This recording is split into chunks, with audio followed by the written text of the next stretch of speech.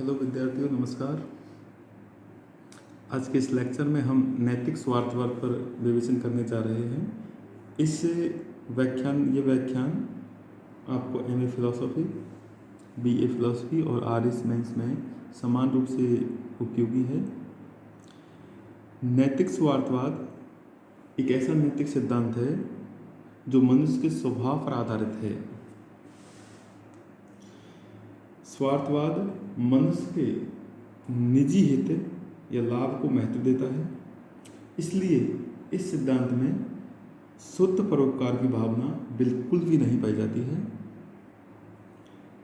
ये स्वार्थवाद दो तरह का होता है, एक है मनोवैज्ञानिक स्वार्थवाद और दूसरा है नैतिक स्वार्थवाद। मनोवैज्ञानिक स्वार्थवाद एक तरह से नैतिक स्वार्थवाद को आधार प्रदान करता है या उसका आधार है। मनोवैज्ञानिक स्वार्थवाद यह कहता है कि प्रत्येक व्यक्ति सिर्फ अपना हित चाहता है और केवल वही कर्म करना चाहता है जो उसके अपने हित में सहायक हो। अर्थात मनोवैज्ञानिक स्वार्थवाद एक तरह से अज्यूम कर लेता है कि प्रत्येक व्यक्ति निजी हित, स्वयं का हित ही पसंद करता है और वह केवल वही कर्म करेगा जो उसके अपने निजी हित में सहायक होते हैं। ये कहता है मनोवैज्ञानिक स्वार्थवाद। और नैतिक स्वार्थवाद क्या करता है, मनुष्य के जो कर्म है उसको औचित्य और अनौचित्य की दृष्टि से एक तरह से आधार देता है, मापदंड बताता है। नैतिक स्वार्थवाद मनुष्य के कर्मों की दृष्टि से एक तरह से क्या बताता है, मापदंड बताता है। यानी कि ये कहता है कि वही कर्म शुभ है या उचित है जो उसके अपने निजी हित या स्वयं के हित में सहायक है, और जो कर्म उसके निजी हित या स्वयं के हित में बाधक है वो कर्म क्या है, अशुभ या अनुचित है।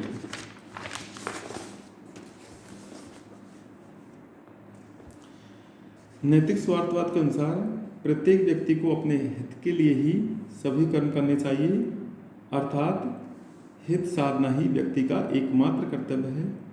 कर्मों के औचित्यता के लिए ये बताता है कि प्रत्येक मनुष्य के लिए वही कर्म शुभ या उचित है जो उसके अपने हित में सहायक है, और जो कर्म उसके हित में बाधक है वह कर्म अशुभ या अनुचित है।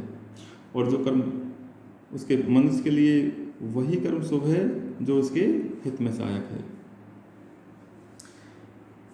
अब यहाँ ये बात बहुत महत्वपूर्ण है कि जो नैतिक स्वार्थवाद को सिद्धांत के समर्थक है उनके लिए सभी परिस्थितियों में स्वार्थी होना जरूरी नहीं है, क्योंकि ये नैतिक स्वार्थवाद ये कहता है कि मनुष्य के लिए वही कर्म उचित है, शुभ है जो उसके हित में सहायक है। तो इससे यह प्रतीत हो रहा है कि वास्तव में इसके जो समर्थक है इस सिद्धांत के वो स्वार्थी होंगे, लेकिन ऐसा कोई जरूरी नहीं है। इसके अपवाद ये हो सकते हैं कि मान लो कोई व्यक्ति दूसरों की भलाई करता है और उसको अपना हित समझता है, यानी कि दूसरों की भलाई करना ही अपना हित समझता है। तो देखिए यहाँ पर दूसरों की भलाई करना भी एक तरह से, दूसरों की भलाई करेगा तो वो जो कर्म होंगे वो शुभ होंगे, इसलिए जरूरी नहीं कि वो स्वार्थी हो। यहाँ यह बात महत्वपूर्ण है कि इस सिद्धांत के समर्थक के लिए प्रत्येक परिस्थिति में स्वार्थी केंद्रित होना जरूरी नहीं है, तथा साथ ही नैतिक स्वार्थवादी को प्रत्येक स्थिति में सुखवादी होना भी जरूरी नहीं है। ये भी बहुत इंपॉर्टेंट है। यानी कि दो बात है, यानी कि नैतिक सिद्धांत के जो समर्थक है जरूरी नहीं वो स्वार्थी हो, और नैतिक सिद्धांत के जो नैतिक स्वार्थवाद के समर्थक है वो जरूरी नहीं वो एक तरह से सुखवादी हो। इस सिद्धांत के समर्थक यह मान सकते हैं कि दूसरों की भलाई करने से अब उसका हित सत्ता है, तो ऐसी परिस्थिति में वह स्वार्थी और स्वकेंद्रित नहीं रहेगा, हालांकि दूसरों की भलाई उसके हित का साधन बन जाती है।